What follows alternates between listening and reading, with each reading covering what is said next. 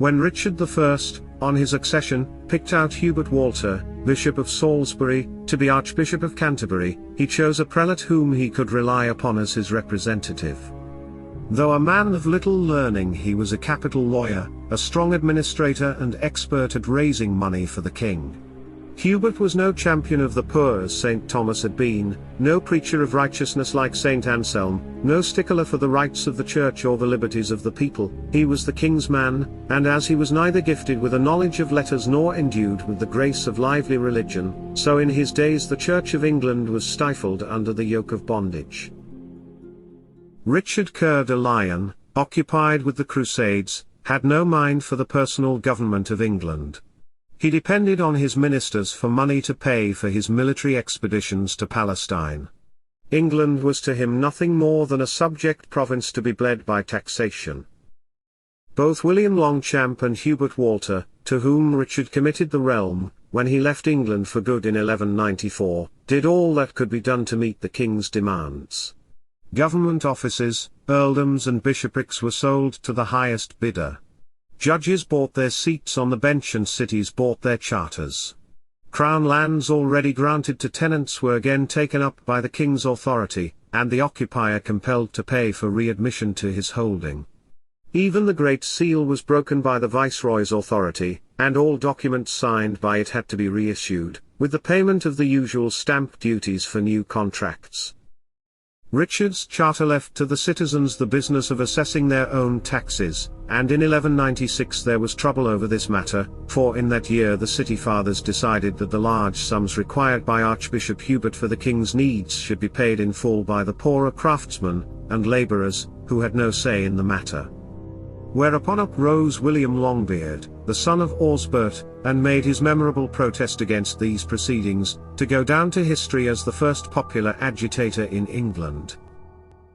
An exceptional man was this Longbeard, a man of commanding stature and great strength, ready-witted, something of an orator and a lawyer, who burning with zeal for righteousness and fair play made himself the champion of the poor, holding that every man, rich or poor, should pay his share of the city's burdens according to his means. Longbeard was not of the labouring people himself. He was a member of the city council, though by no means a rich man. He had distinguished himself as a crusader in 1190, making the journey to Portugal against the Moors, and a vision of St. Thomas Becket had appeared to him and his fellow Londoners when their ship was beset by storms off the coast of Spain.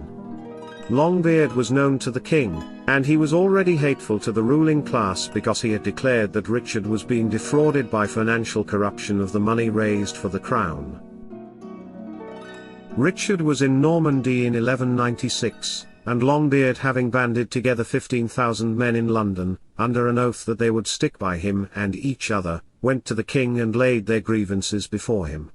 Richard heard the appeal sympathetically enough, for after all, as long as the money was forthcoming, he had no particular desire that the pockets of rich burghers should be spared at the expense of the poor, but left matters in the hands of Archbishop Hubert the Justiciar.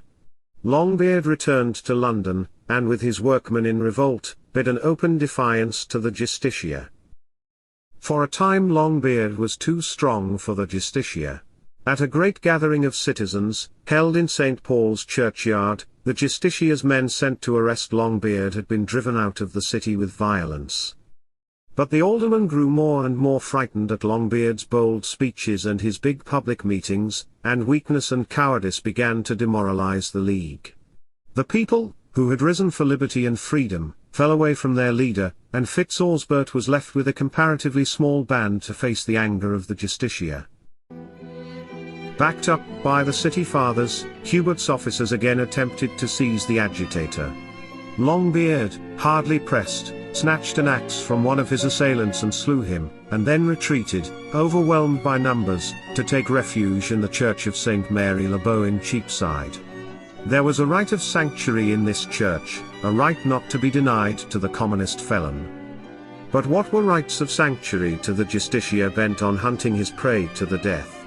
He commanded Longbeard to come out and abide by the law, and gave orders to his men that, failing instant obedience, he was to be dragged out. Longbeard's answer was to climb up into the church tower, and thereupon Hubert ordered the tower to be set on fire, and this was done. And now the only chance of life for William Longbeard and his followers was to cut their way through the host of their enemies and make a bold rush for safety. It was a remote chance at the best, but sooner that than to perish in the burning tower. At the very church door Longbeard was struck down and his little company were quickly slain or taken prisoners. Loaded with chains, the once bold advocate of the poor of London, now badly hurt, was at once haled off to the tower. Sentence was pronounced without delay of the law. William, the son of Osbert, was to be dragged to the elms at Tyburn and there hanged in chains. A few days later the wounded man was stripped naked, tied to the tail of a horse and dragged over the rough stones of the streets of London. He was dead before Tyburn was reached, but the poor broken body, on whom the full vengeance of the rich and mighty had been wreaked, was strung up in chains beneath the gallows elm all the same. Bravely had Longbeard withstood the rulers of the land in the day of his strength. Now, when life had passed from him, his body was swinging in common contempt. So died William, called Longbeard, son of Osbert, for asserting the truth and maintaining the cause of the poor.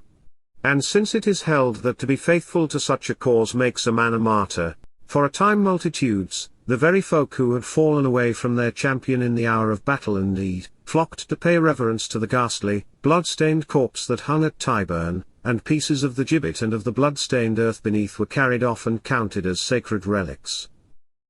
All the great, heroic qualities of the man were recalled. He was accounted a saint. Then the dead man's enemies were aroused, an alleged deathbed confession was published, wherein Longbeard was made out to be a sorry criminal. The times were rough. It is probable that Longbeard, crusader and fighting man, had sins enough to confess before death took him. But his traducers were silent as to these sins in the man's lifetime. They waited until no answer could be given before uttering their miserable libels against the one courageous champion of the poor. Longbeard had roused the common working people to make a stand against obvious oppression and injustice. There was the head and front of his offending. There was his crime, earning for him not only a felon's death, but the loss of character, and the branding for all time with the contemptuous title demagogue. Yet in the slow building up of English liberties William Osbert played his part, and laid down his life in the age-long struggle for freedom, as many a better has done.